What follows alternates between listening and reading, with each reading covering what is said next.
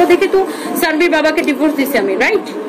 সাম্প্রতিক সময় আবারও আলোচনায় কেন্দ্রে রয়েছে রুবায়েত ফাতিমা তনি এবং তার প্রাক্তন স্বামী শোয়েব ইসলাম।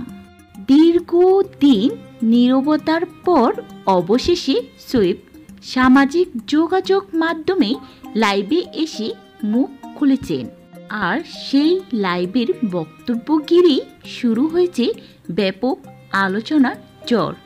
প্রথমবারের মতন মুখ খুলেছে রুবায়েত ফাতিমা তনি এবং তার মেয়ে সানভিকে নিয়ে।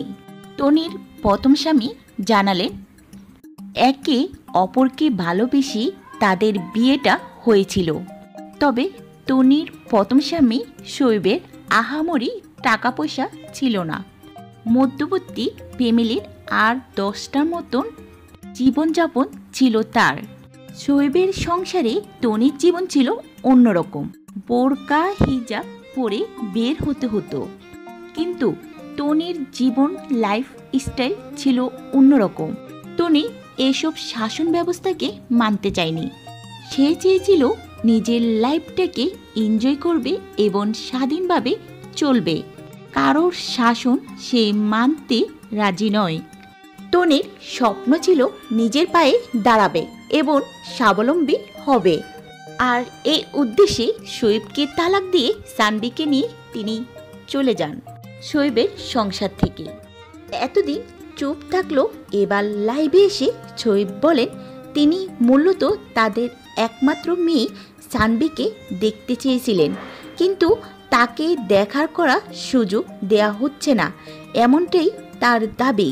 তিনি আবেগপ্রবণ কণ্ঠে জানান, জীবনে টাকা পয়সা সব নয়, মান সম্মান আমার কাছে সবচেয়ে বড়। তিনি আরও বলেন, নিজের মান সম্মান রক্ষার জন্য তিনি অনেক কিছু সহ্য করেছেন, অনেক কিছু করেছেনও। তবে তার কথা কারণ নাম না থাকলেও নেটিজেনরা বিষয়টি নিয়ে নানা ব্যাখ্যাও দিচ্ছেন। ভিডিওটি ইতিমধ্যেই ভাইরাল হয়েছে সোশ্যাল মিডিয়াতে, যেখানে কেউ শোয়েবের প্রতি সহানুভূতি প্রকাশ করেছেন, আবার কেউ বলেছেন এমন ব্যক্তিগত বিষয় জনসমক্ষে আনা ঠিক নয়।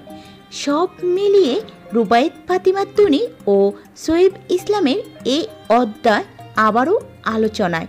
আর নেটিজেনদের প্রশ্ন, এই বিরোধের শেষ কোথায়?